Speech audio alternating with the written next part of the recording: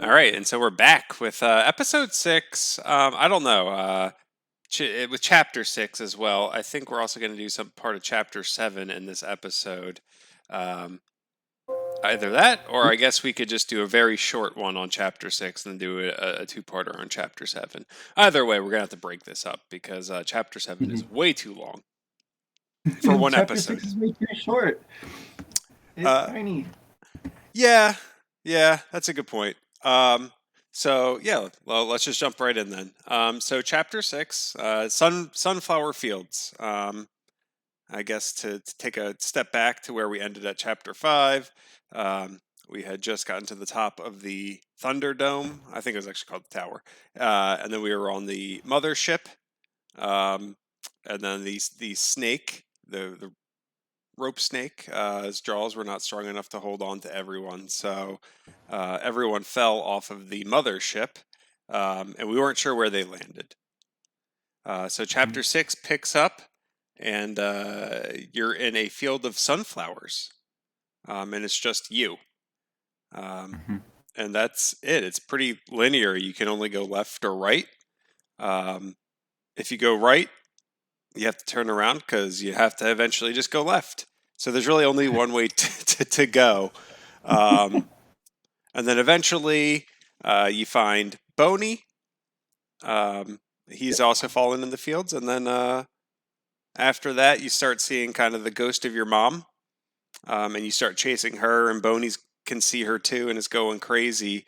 Um, and then Yes. eventually you just keep on following her. There is a quick flashback of you in a house, but I don't think that was necessarily too significant. And then you take this, you come to a cliff, the sunflowers end. Uh, your mother is off the cliff, floating there, the ghost of her, and you jump Mhm. after her, and you fall into a bale of hay, or I guess a haystack um, Mhm. below. And that's the chapter. I mean, that's everything that happens. There's yeah, definitely sunflowers. So I mean, the chapter is not entirely a misnomer, um, but compared to everything else, it really stands out. It's barely, um, you know, gameplay oriented at all. I mean, it's kind of interesting that you're going left. Like, I don't know if there's any significance to that, because it almost draws attention to that in the way that it's framed. Um, Instead of a normal sort of top-down view like we're used to, it's pretty much a horizontal like level of, and so it's kind of hard to see if you're like on a hillside or what. Um, and it's almost like switches over to a different kind of game entirely, just for this one chapter. Yeah, Um, like you said, you it's could vertically you can only go up and down a little bit, maybe half the screen at most. But there's no exploring. You're basically on a track. Yeah, and it's a little bit like visually similar to Pink Cloud at the end there, where she's kind of floating above the cloud, and the cloud's kind of like a skirt around the cliff. But obviously, the big difference is you fall right through, Right. which is kind of surprising. Um, like it's unclear that that's what's about to happen. You think like maybe he'll stop again at the edge of the cliff and try to communicate with her in some way, or she'll say something. But then you just sort of like abruptly leap off the edge of the cliff, uh, and then you sort of like transition back into like the real world, right? And you land in the straw, which it piled up because they have also had a dream of the mother telling them to put some straw in that exact spot, right? And Well, yeah. That's spoiler alert for chapter seven. sorry, yeah, that's jumping ahead a little Yeah, bit. just a little, maybe 5 minutes of the game. Um, but yeah, so another thing was that the music there was very I don't know, funeral esque. It Hmm. felt, like church music at a funeral. It did speed up a little bit, so it became a little bit more uplifting. I think you said something interesting. You said, back to reality when you fall in the haystack. So, are you saying that being in the sunflower fields wasn't real? Like, was it a hallucination of Lucas, or um, That's how I took it. Yeah, I mean, I don't. I don't know if the sunflowers would have cushioned his fall. Like there would have been some evidence that he like landed on them anyway, right? I would think. But anyhow, uh, it could be right. You know, there are sunflowers growing up there by her grave, um, so it's possible. Um, Geographically speaking, it's uh, not out of the realm of the possible. But I took it to be a kind of vision, um, but one that is confirmed because other people are having similar visions. Right. Uh, so, Yeah. No, I think I agree with that interpretation.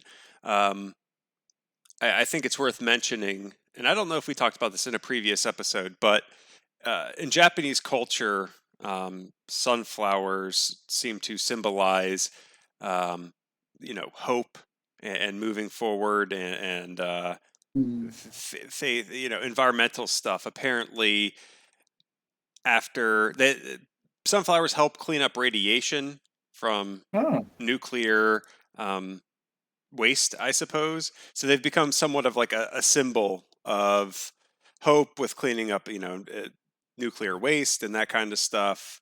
Um, so I think that that's interesting. I didn't realize that until I started looking into it for this episode.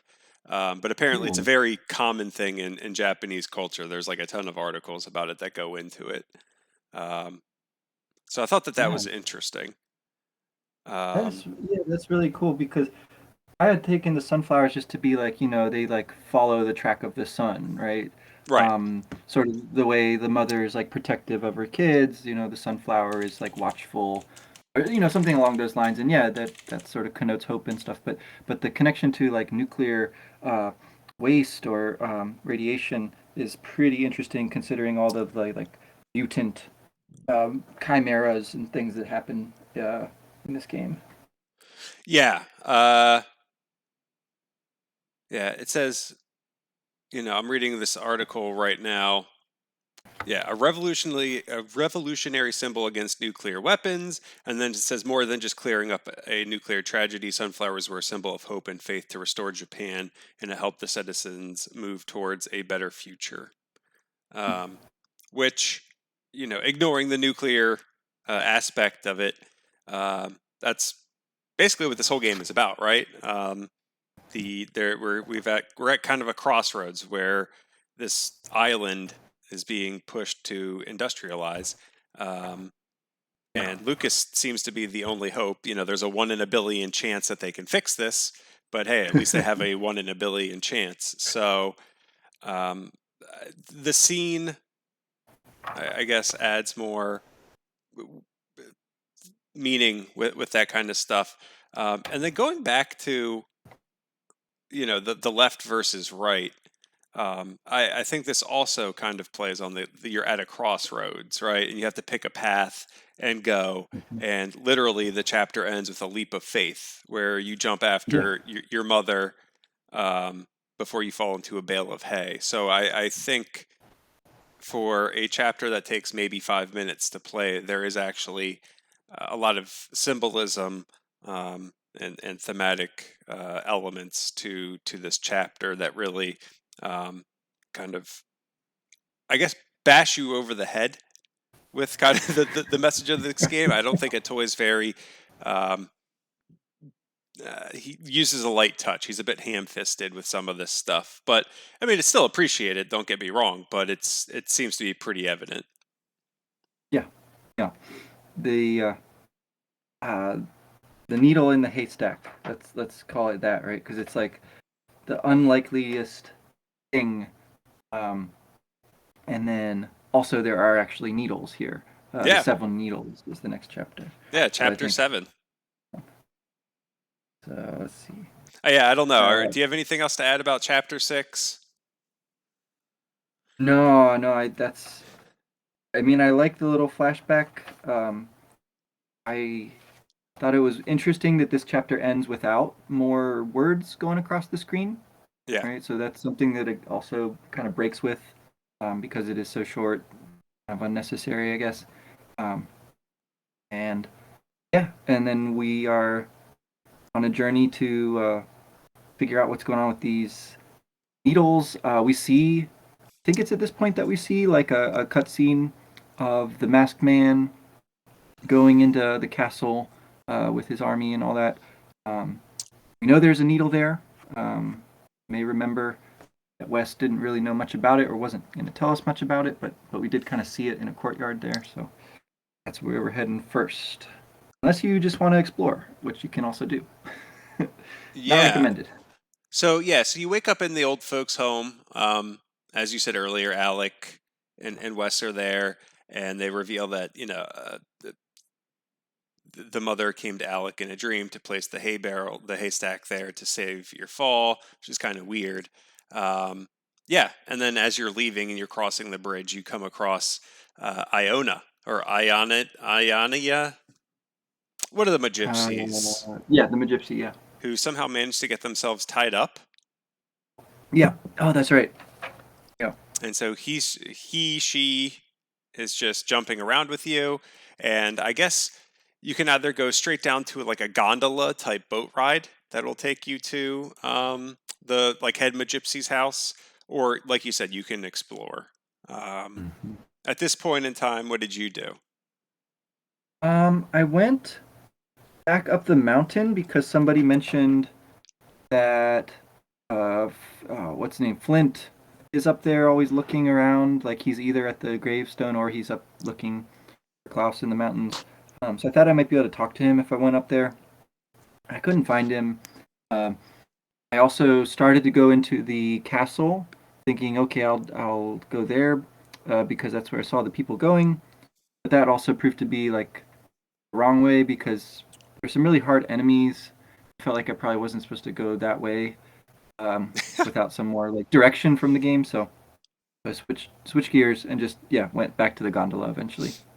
Okay, I ended up just taking the path up the mountain, and eventually you can cross the river up there. You encounter these lizards they're like the pointing lizards, and they tell you where to go. Oh, Um, that's right. Yeah. and then you jump across. There's like a bunch of frogs that come out that you end up like jumping on their heads, and I couldn't help but think about Super Mario RPG and the tadpoles. Yeah, so good. Uh, Uh, but yeah, I don't think that there's really too much to explore at this point. I think you kind of have to go to the head Magypsy's house. Um, so eventually we get to Aeolia, mm-hmm. and this is the I guess head Magypsy, um, and we get kind of like an exposition dump where we finally learn about the needles and what they're doing. Like you said, that's the item that we saw in the castle. I think that's the only one that we've seen so far. Correct? I believe so. So yeah, we get some backstory. There are seven of them, seven of these needles. They've been waiting for millennia for the right person to be able to pull them out. And each of the Magypsies is basically a protector of one of the needles. And once the needle is pulled, their services are no longer required, and they just go away. They just disappear. Mm-hmm. They seem okay with that. I think this is kind of an interesting element of the game is like they seem to accept this uh, part of their fate. Um, they seem somewhat concerned about the prospects for what happens once all the needles are pulled and the dragon awakes, but not actually too concerned because after all, they won't be there, right? They're sort of like um, resigned to that, and they sort of cheer you on more or less, but they don't really offer much help. Um, Now, when they disappear, they do leave behind a memento, uh, and you collect these as you go along. The needles themselves sort of disappear and just turn into Yes. these little like fountains, right? But the mementos are potentially very discovered. What they do is, if a character dies and they're holding one, it will auto revive them, which is pretty handy. It seems like it revives you to full health as well, which is awesome. Uh, and so they're valuable. They're worth holding on to, although they do take up a little bit of space in your inventory. Dude, Uh, I Yeah. can't.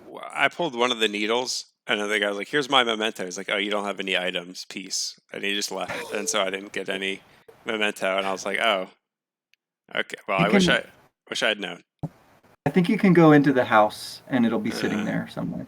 Yes, okay. it's a razor and lipstick. Each of them leaves their razor and lipstick, No, like the I symbols of the masculine and feminine, you know, melange that they are. interesting. I yeah, I guess I know I found it for Aola, but like one of the other ones that I got, it was just like because I think I ended up getting three, or finding three of the needles. Um, Mhm. but yeah, one of them. I guess I'll have to go check the house, but I don't really feel like exploring anymore. Um, another interesting. So going back. Yeah, they've been waiting for someone with the correct ability to be able to pull the needles, and apparently, um, the person who can pull it is marked by being able to learn PK love, or whatever it is that you named it Yeah, yourself. right, Um, and as we know, Lucas obviously knows that power, but Klaus was also taught that power. So right. there isn't just one chosen one. Um, there, in fact, at least two that we know of, um, which I find Yes. very interesting. That's kind of an interesting take on the King Arthur chosen one. Um, I don't know. You're more the King Arthur expert than I am, but is this Yeah. a common kind of variation on that story? I don't really know of ones that involve Arthur having particular powers, although he is traditionally associated with the wizard Merlin, who's a kind of uh, like prophet slash wizard or whatever. And in a pretty famous version of the story, Arthur, as a kid, is instructed through visiting different animals. The T.H. White Sword in the Stone retelling has Arthur tutored by Merlin by having him like change into different animals and talk to the animals and learn about them and um, it's sort of a motif that goes through the whole story. Um, this idea that like harmony with nature is like difficult for humans but very important, sort of thing. So in a Interesting. way, right, like the psychic powers have lots of forms in Earthbound, but that is one of them, right? Of being able to talk to animals, um, communicating with nature in various ways. Like you learn your PK loves like emerges from the hot springs with the Magypsy, right? It's like somehow a connection to that aspect of nature that's like underground, underwater, right? Like deep down, like the dragon. So pretty cool. Uh, yeah, we haven't really. I don't know that we've had to really use that psi ability much in this game. I at least don't really use it much, um, since I also need to keep my psychic points, or for healing. A lot of times with Lucas. So yeah, it's more of a symbol than it is like an actual useful ability here, kind of like pulling the sword out of the stone. Yeah. I use it only if I know that there's like a spring nearby and I'm going to be Yeah. refilling my PP very soon, or it's like a boss battle. Um, and I'm like, I think it's close, and I'm like, I just need to finish this off before he finishes me off. So, yeah, I agree with you. I don't use it nearly as much as I used PK Rockin' in Earthbound. Um, one of There the I is actually, sorry, there's something I wanted to bring up, and I don't remember what they're called in Deltarune, but there's these fountains, and it's a really similar like image that's going on. I know that Toby Fox was really interested in Earthbound. Um, Undertale and Deltarune are both, indebted to uh, worlds of Itoi and Mother, the Mother series. But yeah, I don't know if there's a direct connection to be drawn there as well, like in terms of the influence that this has on later games as well. I was going to look into that more, but I forgot to do it. no, thanks, appreciate it. No, I'm just I'm just kidding. Yeah. Yeah. I'm just trying to think. Is there anything else? No. So Ayla dies. We go to the castle, right? Um, realize that the needle has obviously already been pulled, and that's Yeah. where we find the transceiver. Um, Yes. and that is the phone where apparently, I guess the commander dropped it. And one of the pigmasks is letting him know that the next place that we need to go is the Chimera factory. Yeah, yeah. It's pretty conspicuous there. I don't know what would happen if you missed it. I think that later, as you're going to the what is it called, the crossroads and the train station there, they'll call again. So if you don't like listen to their instructions the first time, you'll get them there anyway. Yeah, Um, maybe something else will happen to direct you to where to go exactly. But it's like not obvious where the Chimera factory even is. It takes some searching tell to me get about there. it. This uh, this almost like derailed my entire playthrough. I almost just decided to quit after this. so Um, where did you go? so first, I went back to the town square, um, and then I was just kind of like exploring because in the previous, not chapter 6, but chapter 5, I had missed out on some things because I didn't do enough exploring. So I'm like, all right, I'm going to explore. So I checked the mayor's house, realized that he had like a donation box outside of his building. And it's like, yeah, please donate like your benevolent mayor or something like that, which I thought was funny. Um, and then, you notice everyone's talking about going to New Pork, right? Now everyone's seems to be planning to leave this town behind. Um, I'm assuming that New Pork is supposed to be a play on the words of New York. Um, but so after that, I decided to go explore the beach, where I picked up more of those dolphin ossicles or whatever, those bones. And then I realized that you could go into the ocean. And yeah, I got slaughtered, but I spent at least like 45 minutes trying to see how far I could make it.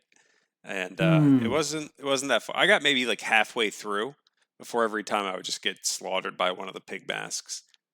Mm-hmm. Um, and so I wasted some good items on that. Uh, and then after that, I was like, okay, well, this obviously is wrong. And so I went back and for whatever reason, I got east and west mixed up in my head. So, No. so instead of going west to Oh, the no. Chimera Factory, I went to the Mole Cricket maze and went up to Snowcap and Oh uh, no. and got all the way up and fought the gorilla. And then I was like, wait, this is way too hard. There's no way. When you encounter enemies, right? And I always try to sniff them first, and they're weak Yep. to something that your party doesn't have. It's like, okay, well, obviously this is like the wrong. This is the wrong way. Um, that should have been my first clue. So that's what I did. I would not recommend it.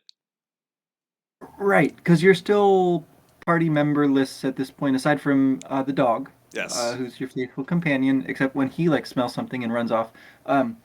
You're just Lucas right now. So yeah, you're pretty underpowered for anywhere except where you're supposed to go, which is Yes. spelled out for you clearly enough if you're picking up the transceiver Literate. and carefully listening and keeping track of your east and your west. Yeah.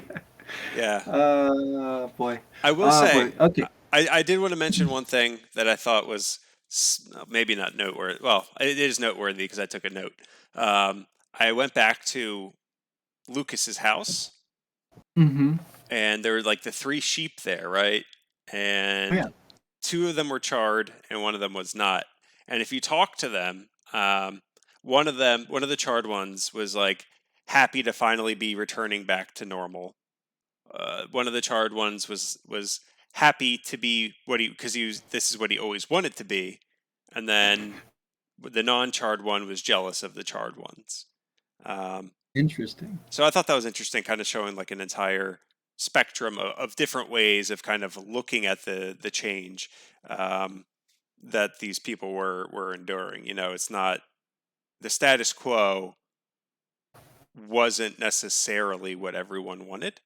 Um, and obviously, again, we have the duality with the black and white, the charred, and that kind of stuff. So, um, I don't know. I thought that was interesting as I was playing through.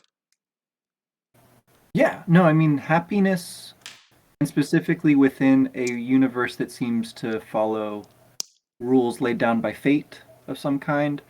This is like a major theme here. The idea that the dragon's gonna wake up one way or the other, but whether it's light or dark sort of depends on what's in your heart or the heart of the person pulling the needles. Like that's pretty interesting. And again, it's like, yeah, you can.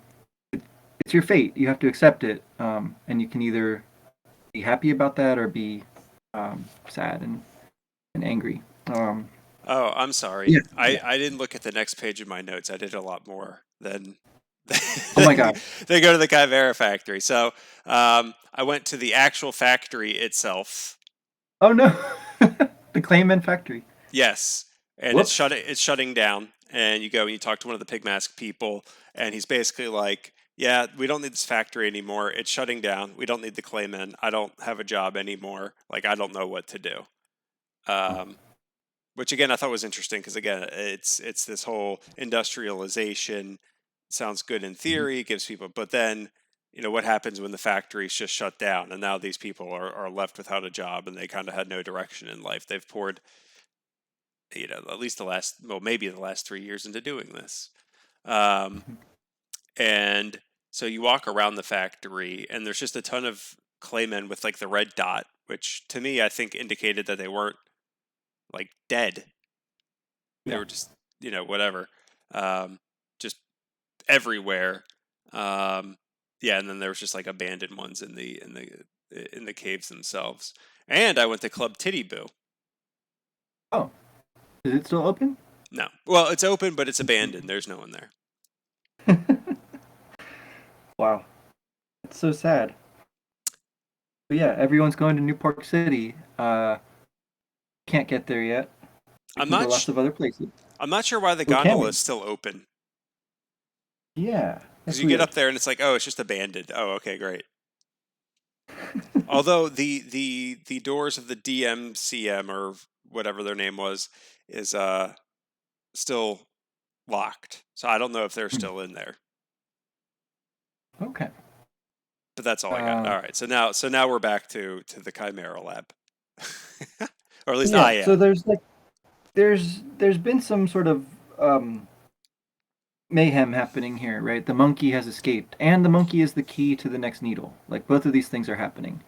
Um, the monkey turns out to be two monkeys, right? It's not just the monkey we played as, but also the monkey that he loves and he's wanting to protect the whole time.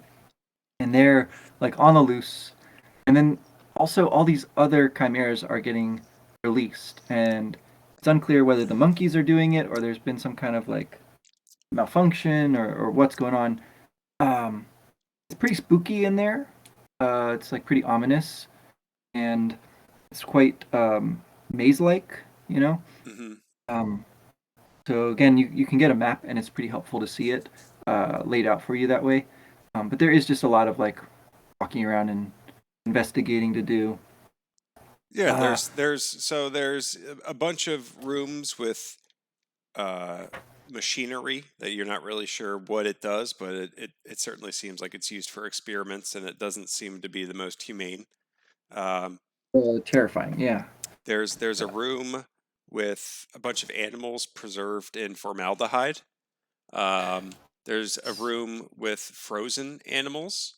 Um, there is there's like a almost like a museum or a display of Yeah, the skeletons of a bunch of all the chimeras, and there's one that says like runner up. I don't know. It was weird. It was like a humanoid skeleton, and it was like a prize, and it said runner up.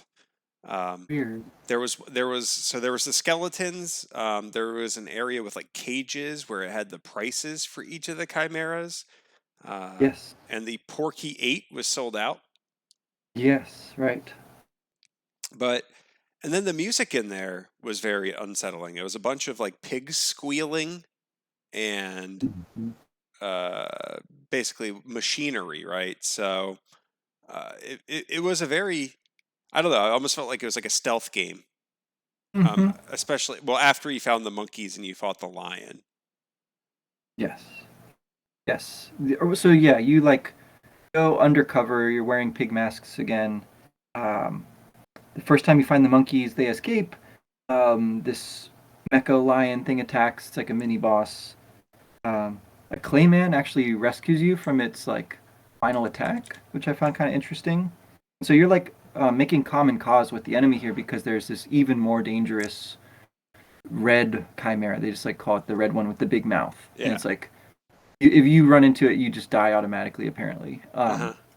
I looked it up because I wanted to know, but I did not run into it. I saw it and ran away, like I was told to.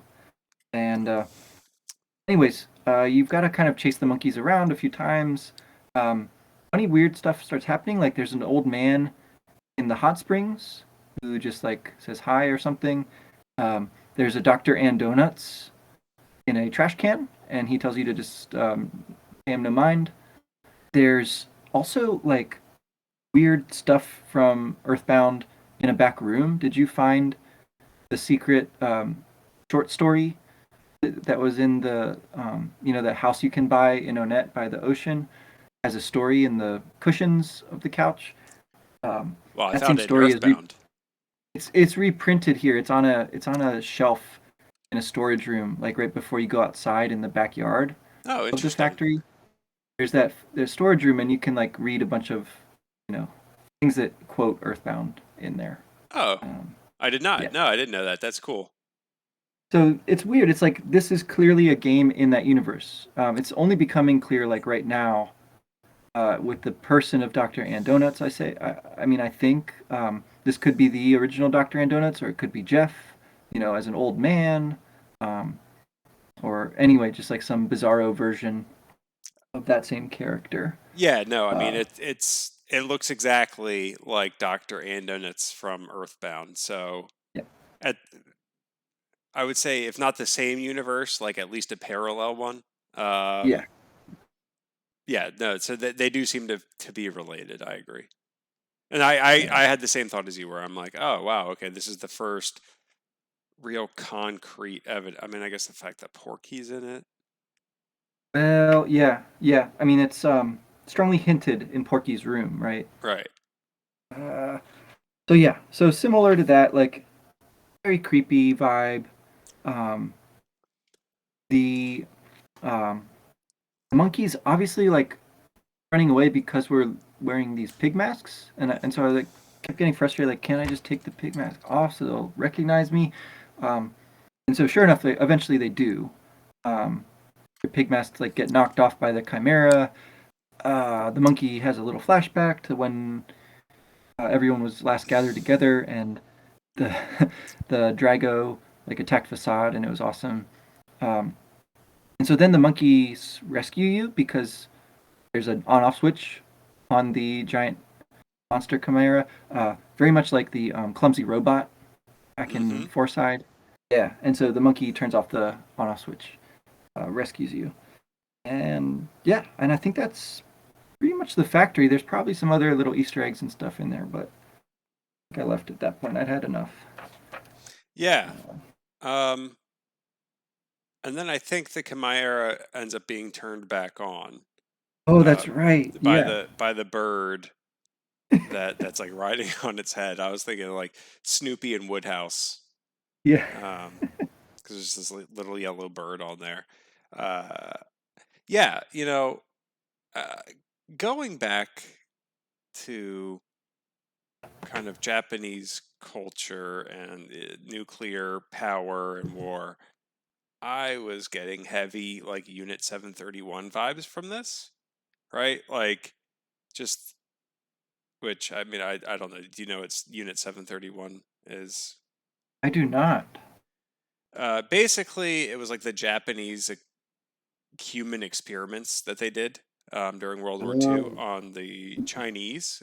Some people say that it was even worse than what the Nazis did during the Holocaust. I haven't really read too much about it because I just don't want to actually know the details of what Mhm. exactly went on. But it was pretty, from what I've heard, it's pretty horrific. Um, and it seems to me Dr. Andonauts at a certain point is like, I forget what he says. He's like, oh, I'm not going to work for the government anymore. I'm just going to go and do Oh yeah, like he was basically forced to do these experiments by the government. And I was like, oh, I'm going to go like just try to do good now. Um, so to me, I guess I just saw some parallels kind of to, uh, again, those atrocities that were committed. And I mean, I think this game has to be, if Earthbound was in America, like this is Japan, right? I mean, I don't know if they've actually Mhm. said it, but it's a giant island with a dragon living underneath of it. Um, it has to intended to be a Japanese focused kind of fictional area. So um, yeah, I don't know. I think full disclosure, I don't know. Have you ever seen the movie Akira? Yeah, yeah. I was just thinking about that. Right. So I watched like a video that analyzed like these similar themes in that, and I'm like, wow, um, this a lot of these notes are being hit in Mother 3 as well. Um, For sure. so that's kind of why I'm looking through this lens. But anyway, so I just kind of wanted to bring that up. I thought that was interesting that you had these doctors that were being forced by the government to conduct these like awful experiments, and then eventually it's just like, oh, okay, well, I'm done doing this now. I'm just gonna go like try to do good, and it's like, wait, like you're a horrible person. Right. Right. The moral um, discomfort here is heightened, I think, because um, we immediately have to go back and use some chimeras. Right. So like, it's made very light of. It's like definitely a joke sequence where you have three chimeras to choose from to try to help you like move the water out of one pond into another. Um, which, by the way, is how the princess Kumakora or whatever. So she's rescued because she falls into some water that the Magypsy there, Doria, saw in a dream. She had to like move over for her. So anyway, the needle's at the bottom of the pond. We have to pump out the water, and there's three likely chimeras to choose from. Two are jokes. One is the real one. Uh, and by Are like picking the wrong option, you get to like see some funny little scenes or something. are the But anyway, Bucket Boys really chimeras? I think so. I mean, I I don't don't know. know. I don't know what they are. Like like they just looked like creepy little boys. I don't know. I was the other ones. I'm like, oh, okay. That this one has like this weird snout that's like a giant elephant that you can blow. The other one looks like what is it called? Like the bazooka or something like that. I forget. There was like some weird bird in Earthbound. Oh yeah, That in the that's right. desert that it kind of looked like. I mean, they looked like Dr. Seuss characters. Um, They do and totally, the totally. Bucket Boys, I was just like, wait, what? Like this just seems so weird. Uh, but yes, it was like the one that was actually correct. It was like, this is the least likely one to do it. Like you probably shouldn't pick this one, and obviously it was the one that was correct. Yeah, yeah, yeah. And I think there's also another one of these like little things that wouldn't have made it into the game if it were localized. The one that dries things really well says it can dry, like a few different things, and then also Asian beauties. And I just didn't know what that was referring to. But it felt strongly sexual again, like a lot of stuff with the Magypsies does, like uncomfortably Yeah. for a kids game. Anyway, just wanted to like make sure that that got noted for the record here. Anyways, we do this thing. We pump out the water. We go down and pull the needle. So this is the first needle that we actually pull, I think. Um, there's some like ambiguity about this, right? It's like it's going to destroy to remove this Magypsy from the world, but they're totally okay with that. And so I don't know what happens if you say no, I'm not going to pull the needle, but you have the option. So anyway, you eventually do it, I guess. They disappear, and now we're like tied. It's like 1-1. Hmm. The let's see, the monkeys say goodbye, but we've got the princess back. And then is that the point where the mole cricket pops in to just like say, hey, I want a rematch. Um, oh, you fight the little mouse first. The the father of the mice that are missing comes and challenges you. And so there's like a series of these like joke boss battles that happens here. Um, with I the yeah. y- I missed the battle with the squeak. Oh, okay, so you didn't have to do that because Yeah, you broke the sequence. That's right. unintentionally and regrettably. Yeah, it's weaker than most of the regular enemies around there. Um, Same with the mole cricket, like you kill it in one hit. I don't know, maybe something does happen if you just like don't do anything for 15 minutes or whatever it is. They like lay out these elaborate rules for that battle. Yeah. Like the elder mole cricket is going to be the judge, and I don't know. I had no patience for it. I was just like, okay, this is dumb. Oh, I was worried that it was going to actually be a tough fight, and so I'm like, I think I used like PK Love, uh, Beta, and like Fire. But Boney killed it before I could do any of that stuff. So So we have a deadbeat dad in the mouse. We have a wannabe hero of like a very weak people in the mole cricket. Um, Again, sort of like a Buzz Buzz reference, also probably because it's like an insect. It's very heroic. It also looks like Stonehenge in the mole cricket's caves for whatever reason. you mean like from Um, Earthbound? Oh yeah, Yeah, so the underground part of Stonehenge. Yeah, yeah, yeah.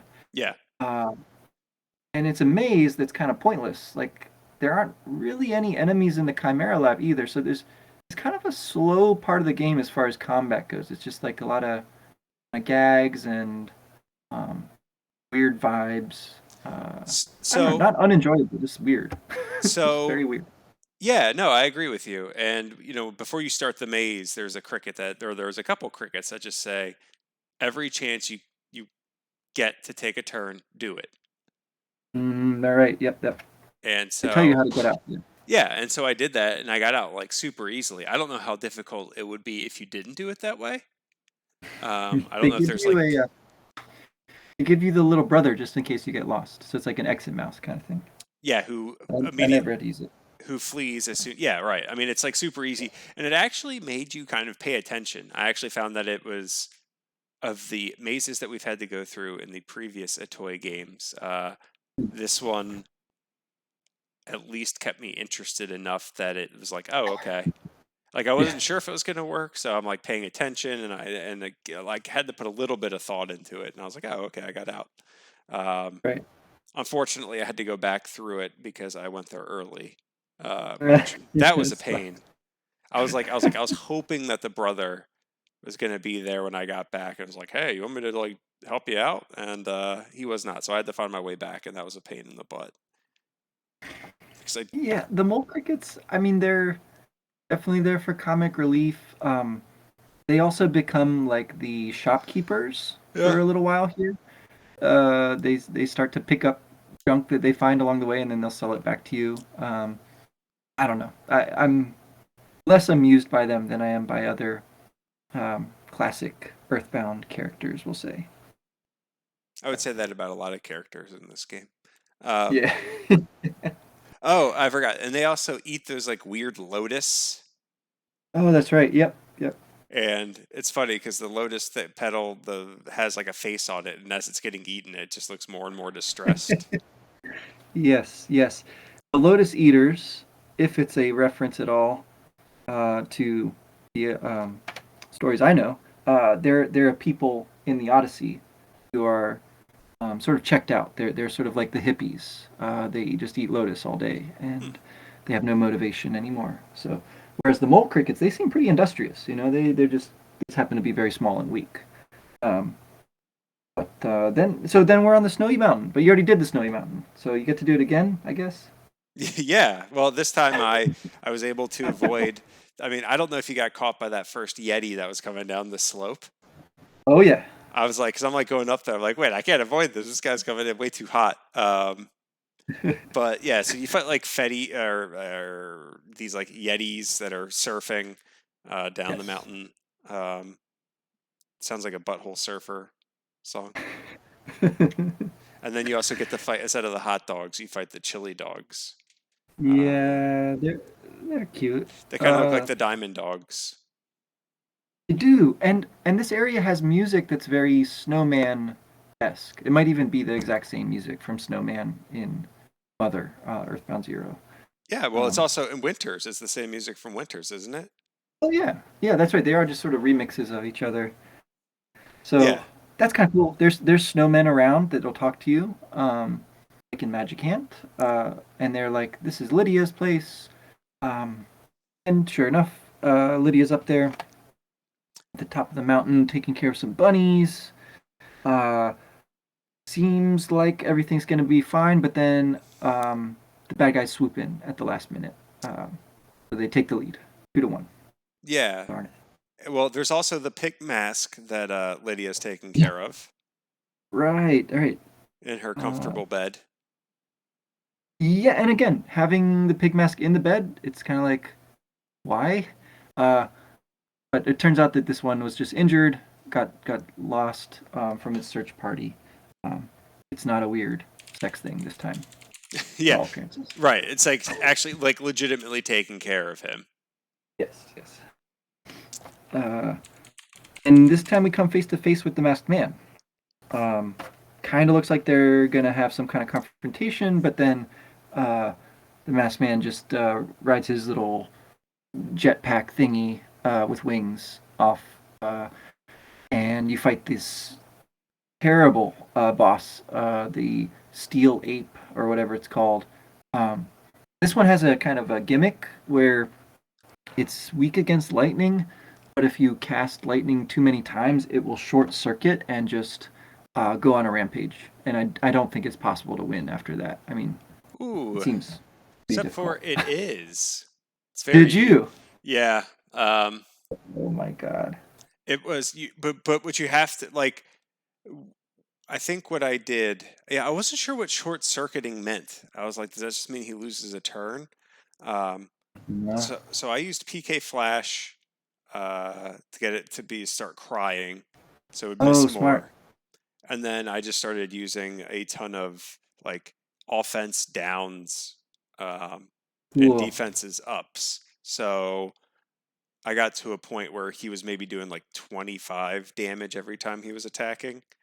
And Oh, well, so that's so it, awesome. yeah, so granted, when I first went up there, which is Boney and Lucas, I got my ass handed to me. And the first time that I fought with the princess, I also got my ass handed to me. But Uh-huh. Uh-huh. but I was like looking online because I'm like I can't do this anymore. I just need to progress. And I was like, oh yeah, in addition to like using lightning, like the strategy is just to strengthen yourself up and weaken him. Um, Sure. Specifically lowering his offense. I Well, so I think one of the interesting things about the commander is he seems to be becoming more and more of a chimera himself. oh Um, yeah. he has the mask and he has those wings like you were talking about before. Um, so granted we haven't seen him except for in the mothership, but now we know that he has these wings that he's just like flying around on, which is pretty crazy, pretty cool if I'm going to be honest. Yeah, you look Batman. Yeah, yeah. Batman Darth Vader. Right, right. Um, and then also like I don't know, this snowman had some very like poignant and sentimental statements, and unfortunately I can't find them right now. But Yeah, no. it was like basically like saying like, oh yeah, we love Lydia, she created us. Like basically, Lydia's their god. And then the one talks about how, oh yeah, we're just made of snow, like this year's snow, and we're gonna melt, and like that's it, right? Like that's the extent of our existence, which kind of applies to everyone, right? Um, Right. no one's immortal. Well, I guess the Magypsies would be if no one ever pulled the needles. Um, Mm. but yeah, it's very thought provoking, and it's like, yeah, I guess we are all just kind of snowmen, and our winter is just whatever the time is on this planet that we have. Yeah. Yeah, there's definitely a callback to Magicant in Earthbound there, because the Yes. snowmen in Ness's mind say similar things. Um, but yeah, it seems like it's taken up a notch here, especially with the thematic stuff going on with the needles and the dragon and the Magypsies, right? It's like all of that stuff um, lends some extra weight to this. Uh, Yeah, and just to and I go back to what you were saying earlier, all of the Magypsies have had the same kind of. Our task was to like exist for as long as these needles needed protection. yeah, Now that that is no longer needed, we're fine to like disappear. Which reminds me of the robots in near autonomous, near automata, yep, yep, where it's just like as soon as their task was over, they just like self-destructed. mm-hmm, You yeah, know, finding purpose in life, I guess. becoming human. Right. Mm-hmm. Yeah, I think about Nier Automata quite a bit, actually. Um, and I was trying to figure out like chronologically where this game actually was made, is so much longer ago than the present, but it does feel pretty relevant to today. Um, I think there's some interviews with Itoi that have been translated where he talks in some depth about Mother 3 and he talks about some of the themes he's weaving in there, but I don't want to read them too much right now because they've got spoilers in them for stuff that's about to go down in our playthrough. So we'll Especially have since to. we're hopefully so close to the end. Yeah, I mean, it seems that way, right? I think very likely this is the last chapter of doing stuff, and then there'll be like a final dungeon type of thing with Newport City or whatever. That's my expectation for what's left of this game. Right. So I think after Snowcap, we have what, three of the seven needles? Yes, So that means that there's four more. I'm assuming that we probably get at least another three in this chapter. Maybe the sixth, the seventh one is in chapter 8. Um, possibly. maybe I'm just speculating. Um, but it is weird that in all the other games it was the 8 melodies, and now we're doing seven. It's definitely weird. Then the switch up there um, makes me kind of wonder about, um, yeah, again, how this game connects to the other ones. Like maybe the melodies have been done. Yeah. Well, Speaking of which, you I find like do have to. No, go ahead. I was just gonna say, you find these like random rhythms in Yep, yep, yep. boxes, which I don't know what those are about. And well, okay, so yeah, there's fireworks in some boxes. There's rhythms and music in other ones. Uh, I got a little further for this session, but we'll talk about for next time. There's some other stuff in boxes pretty soon too. Okay. Um, yeah, but I do have to run for piano All right. lesson. That's what I was about to segue into here. All right. Sorry. No worries, man. No, this was you know, uh, definitely finish chapter 7 for next week, and then we'll see if we feel like playing chapter 8, or maybe we'll hold off on that. But Yeah, depending on how much longer some of these remaining parts of 7 are. yep. All right. Well, I think this was a good episode. A lot to talk about. I do want to read those Atoy articles after we're done their playthrough, and then kind of come back and review everything. But I For guess that's sure. it for now. Yeah. All right, cool. All right. See you Thanks, next man. time. Okay.